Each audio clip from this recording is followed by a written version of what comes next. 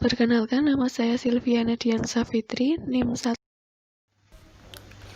Perkenalkan, Halo nama saya Fajar teman-teman, Naufal kami Hanif, dari kelompok NIM 5 yang beranggotakan aku, Setelina 142180124. Wardah Maulida, NIM 178. Perkenalkan, nama saya Fajar Naufal Hanif, NIM 142180124. Perkenalkan, nama saya Silviana Diansa Fitri, NIM 142180180.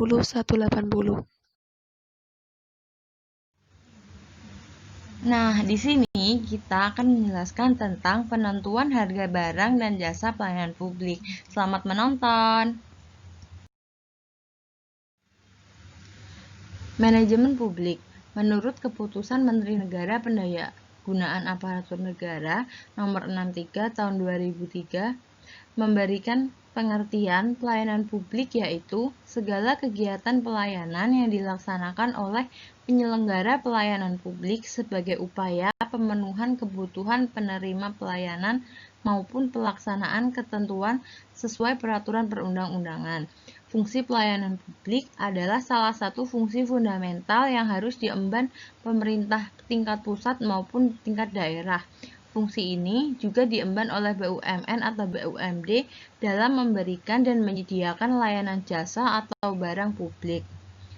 Pemberian pelayanan publik pada dasarnya dibiayai melalui dua sumber, yaitu pajak.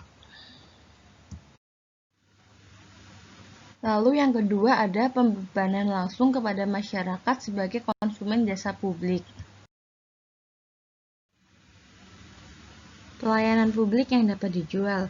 Dalam memberikan pelayanan publik, pemerintah dapat dibenarkan untuk menarik tarif untuk pelayanan tertentu, baik secara langsung ataupun tidak langsung melalui perusahaan milik pemerintah.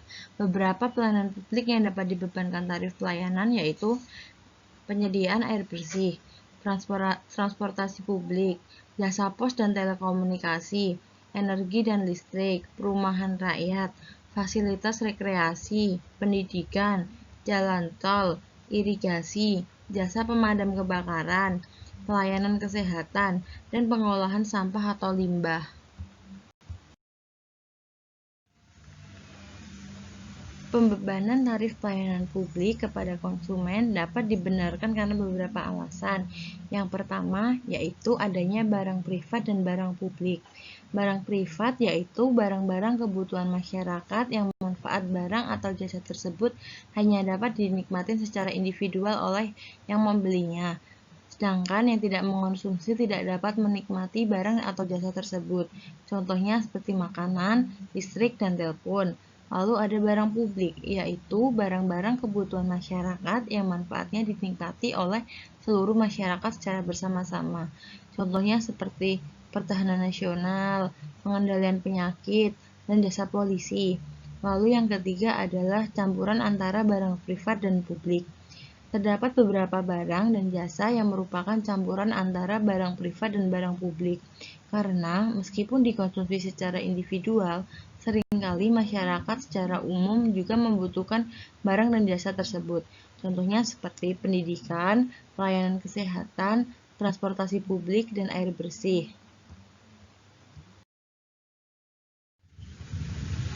Pada praktiknya, terdapat kesulitan membedakan barang publik dan barang privat.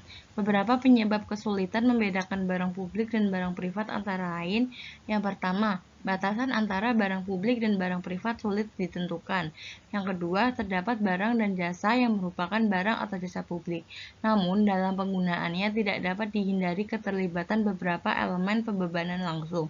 Contohnya seperti biaya pelayanan medis, tarif obat-obatan, dan air. Karena pembebanan terhadap pemanfaatan barang tersebut memaksa orang untuk berhati-hati dalam mengonsumsi sumber-sumber yang mahal atau langka.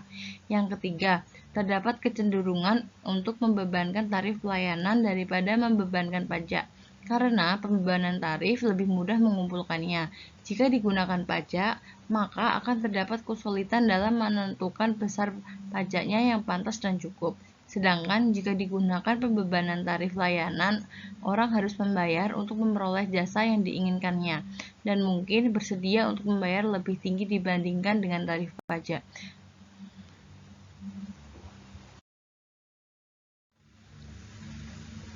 Hal-hal yang perlu diperhatikan dalam penyediaan pelayanan publik.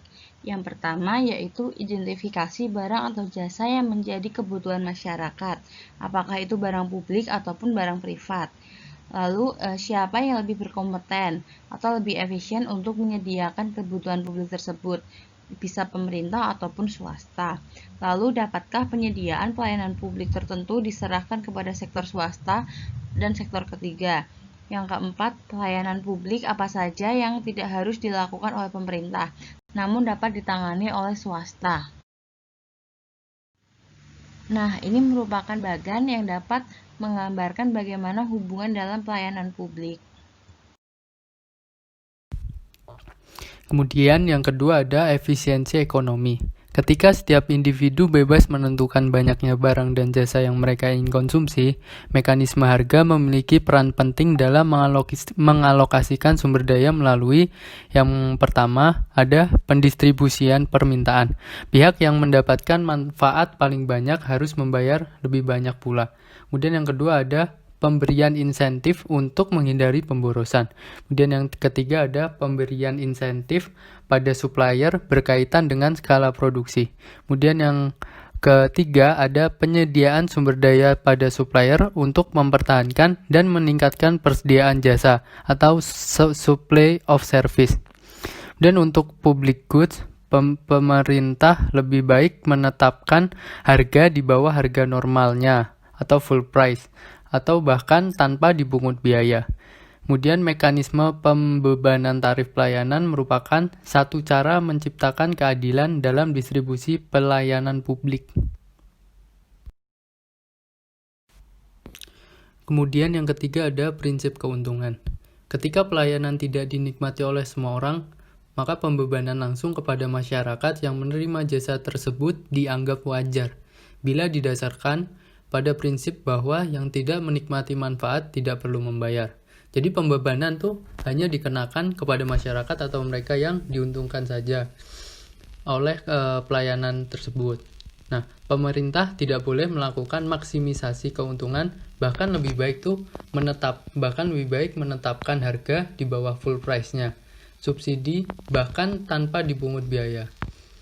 Kemudian fee itu merupakan biaya atas perizinan atau lisensi yang diberikan pemerintah. Biaya perizinan atau lisensi itu sendiri itu relatif kecil, umumnya berupa biaya administrasi dan pengawasan yang didasarkan pada yang pertama kategori perizinan yang dilakukan, kemudian yang kedua ada tidaknya keuntungan yang diperoleh pemegang izin atau lisensi atas izin atau lisensi yang dimiliki. Kemudian bagian selanjutnya ada argumen terhadap tarif pembebanan pelayanan. Dalam praktiknya untuk pembebanan langsung atau direct charging biasanya ditentukan karena berbagai alasan. Yang pertama itu suatu jasa baik merupakan barang publik maupun barang privat mungkin tidak dapat diberikan kepada setiap orang. Nah, maka dari itu tidak adil bila biayanya itu dibebankan kepada semua masyarakat melalui pajak, sementara mereka tidak menikmati jasa tersebut. Kemudian yang kedua, suatu pelayanan itu mungkin membutuhkan sumber daya yang mahal atau langka, sehingga konsumsi publik harus didisiplinkan atau dihemat. Misalnya pada pembebanan terhadap penggunaan air dan obat-obatan medis. Terus yang ketiga itu terdapat variasi dalam konsumsi individual yang lebih berhubungan dengan pilihan daripada kebutuhan. Misalnya itu seperti penggunaan fasilitas rekreasi. Kemudian yang keempat, suatu jasa mungkin digunakan untuk operasi komersial yang menguntungkan dan untuk memenuhi kebutuhan domestik secara individual maupun industrial. Misalnya itu seperti penggunaan air, listrik, jasa pos, dan telepon. Kemudian yang kelima, pembebanan dapat digunakan untuk mengetahui arah dan skala permintaan publik atas suatu jasa apabila jenis dan standar pelayanannya tidak dapat ditentukan secara tegas. Terlepas dari kasus yang merupakan barang publik murni, terdapat argumen yang menentang pembebanan tarif pelayanan, yaitu yang pertama, terdapat kesulitan administrasi dalam menghitung biaya pelayanan. Penetapan tarif pelayanan mensyaratkan adanya sistem pencatatan dan pengukuran yang handal, seperti pada jalan tol, meteran dan juga meteran untuk air. Nah, hal tersebut dapat meningkatkan biaya penyediaan pelayanan. Akan tetapi, keterukuran membuat penafsiran tarif pelayanan lebih mudah dibandingkan dengan perhitungan pajak, seperti menghitung besarnya biaya untuk air dan listrik lebih mudah dibandingkan dengan menghitung pajak yang dihasilkan, pajak penghasilan. Dan yang kedua, yang miskin tidak mampu untuk membayar. Nah, kesenjangan ekonomi dan pendapatan yang lebar menyebabkan orang miskin tidak mampu membayar pelayanan dasar yang mestinya mereka dapatkan, seperti pendidikan, kesehatan, air bersih, transportasi umum, dan bahkan makanan sehat. Namun, yang menjadi masalah adalah dapatkah kita membuat daftar kebutuhan dasar secara objektif. Yang penting bagi seseorang belum tentu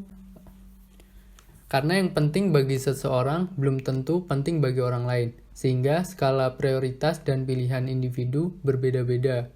Nah, pilihan yang berbeda-beda tersebut membutuhkan perlakuan yang berbeda-beda pula, sehingga pembebanan tarif pelayanan dipandang sesuai dengan pilihan kebutuhan seseorang. Pelayanan publik dapat juga diberikan secara gratis oleh pemerintah, akan tetapi penyediaan gratis tersebut akan mempengaruhi pilihan individu. Pemberian beras gratis mungkin tidak pas untuk orang tertentu karena mungkin ia lebih suka diberi uang untuk membeli pakaian. Keputusan untuk membebankan biaya pelayanan kepada pelanggan harus dikompensasi dengan pemberian subsidi atau pemberian pelayanan gratis. Penyediaan pelayanan gratis atau subsidi mungkin sia-sia dan kurang efektif. Apakah subsidi menjamin dinikmati bagi yang miskin? Mungkin saja subsidi menguntungkan yang kaya jika dikorupsi oleh birokrasi. Atau justru yang miskin mensubsidi yang kaya bila kita peduli pada golongan miskin. Pendekatan terbaik adalah melalui distribusi pendapatan atau lump sum transfer, tetapi hal ini sulit dilakukan di negara berkembang seperti Indonesia ini. Kemudian yang ketiga, adanya eksternalitas, merit good, dan persyaratan legal. Eksternalitas positif, spillover efektif. Misalnya pada tarif pelayanan yang terlalu tinggi membuat masyarakat tidak terdorong untuk menggunakannya. Demikian juga barang yang dianggap sebagai merit good mungkin lebih baik diberikan secara gratis atau tanpa beban biaya, seperti pendidikan. Selain itu, terdapat pula peraturan perundang-undangan yang mensyaratkan pemerintah untuk menyediakan pelayanan tertentu, seperti pendidikan dasar 9 tahun, sehingga kebutuhan barang tersebut biasanya dianggap bebas dari beban mensyaratkan dan tidak perlu ditarik tarif pelayanan. Terdapat cara alternatif untuk alokasi sumber daya selain dengan pembebanan harga pelayanan, misalnya melalui pembagian kupon dan voucher. Meskipun metode kupon tersebut menjamin kaum miskin mendapat kesempatan yang sama, akan tetapi sistem kupon tersebut tidak dapat memenuhi fungsi sistem harga dan mudah untuk disalahgunakan. Kemudian prinsip dan praktek pembebanan. Prinsip dan praktek pembebanan sebagian barang dan jasa yang disediakan pemerintah lebih sesuai dibiayai dengan pembebanan tarif. Karena semakin dekat suatu pelayanan terkait dengan barang privat, maka semakin sesuai barang tersebut dikenai tarif. Namun, batasan identifikasi barang privat dan publik kadang tuh sulit dan harus dilakukan dengan dasar tiap pelayanan. Dalam prakteknya, pelayanan yang gratis secara nominal seringkali sulit dijumpai. Biasanya pelayanan gratis itu menyebabkan insentif yang rendah, sehingga terkadang kualitas pelayanan menjadi sangat rendah. Misalnya, pada pemberian pelayanan kesehatan gratis, biasanya itu kualitasnya kurang memuaskan. Kemudian kesalahan penetapan tarif pelayanan publik merupakan penyebab utama defisit anggaran di negara berkembang. Karena pelayanan gratis mengakibatkan insentif yang rendah sehingga kualitas menjadi sangat rendah dan tidak memuaskan. Kemudian kegunaan pembebanan dalam praktek. Praktek pembebanan pelayanan publik itu berbeda-beda di tiap negara. Antara jasa yang disediakan langsung oleh pemerintah dan yang disediakan oleh perusahaan milik negara, dan juga antara pemerintah pusat dan daerah. Charging for servicement atau pembebanan langsung pada masyarakat itu merupakan salah satu sumber penerimaan bagi pemerintah daerah tertentu. Nah, pemerintah itu juga memperoleh penerimaan dari beberapa sumber lain, yaitu pertama pajak, terus ada laba BUMN atau BUMD, terus penjualan aset milik pemerintah, hutang, dan juga pembiayaan defisit anggaran atau mencetak uang. Baik, untuk selanjutnya saya akan menjelaskan tentang penetapan harga pelayanan, yaitu jika pemerintah tidak membebankan biaya pelayanan kepada konsumennya, maka pemerintah harus memutuskan berapa beban yang pantas dan wajar, atau dengan kata lain, berapa harga pelayanan yang akan ditetapkan. Aturan yang biasa dipakai adalah bahwa beban atau charge dihitung sebesar total biaya untuk menyediakan pelayanan tersebut atau full cost recovery. Akan tetapi, untuk menghitung biaya total tersebut terdapat beberapa kesulitan. Karena yang pertama, kita tidak tahu secara tepat bagaimana biaya total atau full cost untuk menyediakan suatu layanan. Yang kedua, sangat sulit untuk mengukur jumlah yang akan dikonsumsi. Yang ketiga, pembebanan tidak memperhitungkan kemampuan masyarakat untuk membayar. Dan yang keempat, ada biaya apa saja yang harus diperhitungkan. Apakah biaya operasi langsung atau yang disebut current operational cost, atau perlu juga memperhitungkan biaya modal atau bisa disebut dengan capital cost. Seperti itu. Oke, untuk yang selanjutnya ada marginal cost pricing, yaitu tarif yang dipungut seharusnya sama dengan biaya untuk melayani konsumen tambahan, atau bisa juga disebut cost of serving the marginal customer. Harga tersebut adalah harga yang juga berlaku dalam pasar persaingan untuk pelayanan tersebut. Marginal cost pricing mengacu pada harga pasar yang paling efisien atau economically efficient price. Karena pada tingkat harga tersebut atau ceteris paribus akan memaksimalkan manfaat ekonomi dan penggunaan sumber daya yang terbaik. Masyarakat akan memperoleh peningkatan output dari barang atau jasa sampai dengan titik mana marginal cost sama dengan harga. Masyarakat akan memperoleh peningkatan output dari barang atau jasa sampai dengan di titik mana marginal cost sama dengan harga tersebut.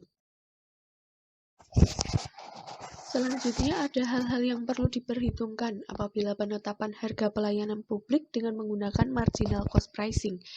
Untuk yang pertama itu ada operasi biaya variabel atau variable operating cost. Kemudian yang kedua ada semi-variable overhead cost seperti biaya modal atas aktiva yang digunakan untuk memberikan pelayanan. Dan yang ketiga ada biaya penggantian atas aset modal yang digunakan dalam penyediaan pelayanan. Kemudian yang terakhir ada biaya penambahan aset modal yang digunakan untuk memenuhi tambahan permintaan.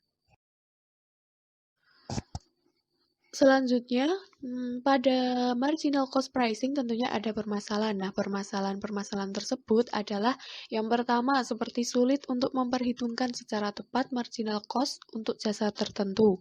Yang kedua, apakah harga seharusnya didasarkan pada biaya marginal jangka pendek atau biaya marginal jangka panjang. Dan yang terakhir itu marginal cost pricing bukan berarti full cost recovery.